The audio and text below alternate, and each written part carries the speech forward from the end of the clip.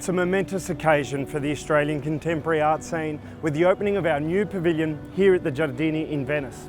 The striking new design by architects Denton Corker Marshall has been realised through the generous contribution of almost $7 million from philanthropic sources.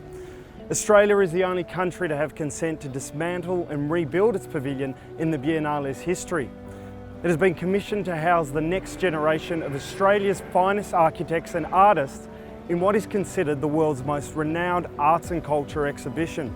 While this is certainly a time for celebration, the pavilion's debut exhibit by Fiona Hall, called Wrong Way Time, speaks very much about the bleak state of our world today.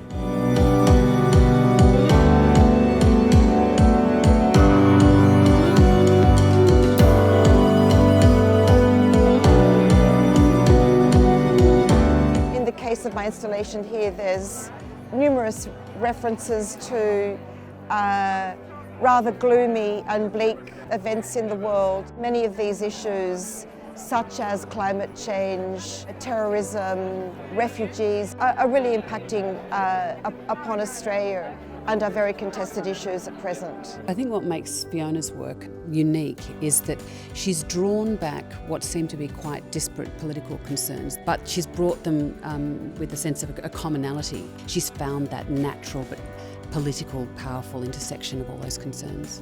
Fiona's work conveys a strong message about how the state of the global economy is eroding our lifestyle, a theme that is sure to resonate on this international stage, demonstrating an artistic ambition and a critical imperative. I think what the opening of the permanent Australian Pavilion here does is it makes a very powerful statement to the world about Australia as a culturally accomplished nation, a nation whose cultural sector can take its place on the world stage and make a really emphatic statement. Having our artists in this fabulous building that really showcases them, it will help those artists find a place in an international platform, which visual art is becoming more and more internationalist. Australia's pavilion wouldn't have been possible without the advocacy of people like Franco Belgiorno Nettis, who secured one of the last positions in the Venice Giardini in the 1980s. Philip Cox, who designed our first temporary pavilion in 1988, or Ronaldo Di Stasio, who in 1998 initiated an architecture design competition for a more permanent structure, producing the winning Denton Corker Marshall design pavilion of today.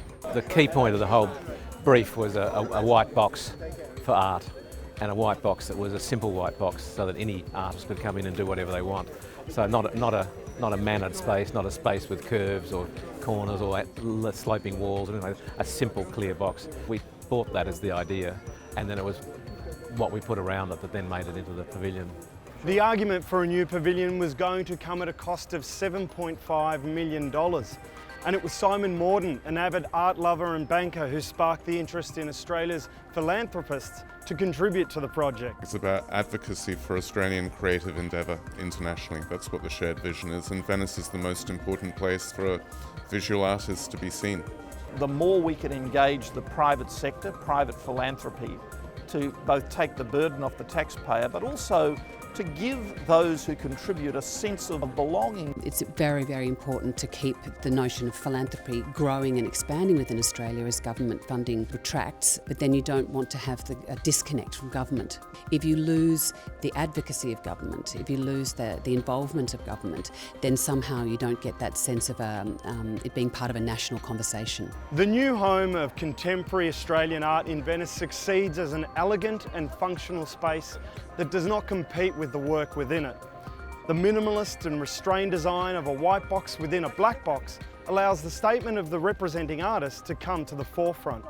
This year's exhibit by Fiona Hall is bold and brooding, some might say as the building itself.